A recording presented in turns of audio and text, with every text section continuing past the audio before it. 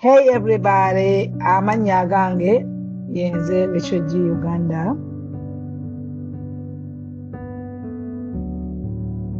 Mbeera mu America. Sijja kwogera nnyo binkwatako oba maze emyaka emeka, but nalabye akatambi k'omwami gwe baggyeko omwana w'emyaka 27 ne mpulira ng'ennaku enkutte.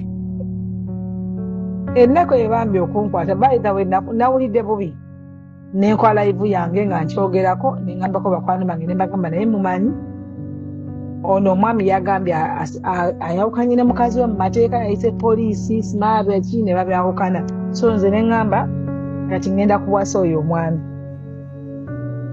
omwami simanyi myaka gye mituufu, kati neŋŋamba nze ŋŋenda kumuwasa kubanga emyaka gye bwe giba mingi nnyo I don't care kubanga nange siri under 30. So neŋŋamba ŋŋenda kuwasa omwami oyo mujje mu Uganda muleete wembeera wesitagenda kwogera kati afuneko naye ku life entuufu kubanga abadde abonabona for all these years nga tafunye justice. Ate mbadde mu advisinga n'abaana b'alina abatwale ye nga ye bakebere abaana abo bategerewo abaana babo basibabe ne baana basibabe babe I don't care. Njagala muntu oyo guy oyo mwami oyo mulaba oyo njagala afuneko peace of mind.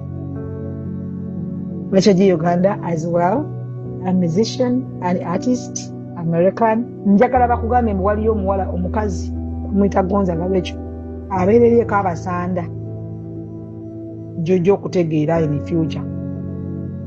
Ojje nkuwase tewatuuza aloba tetuzadde I don't care oleme kufa. Njagala kibalume kibaddugude anti Mr. Kiwanuka ali mu America naawe ojja kujja mu America oba ozzeemu okuzaala oba tozzeemu nyumirwa life yo nga gw'omuntu ekyo nkimaze ate siki edda period atabaala mwogere.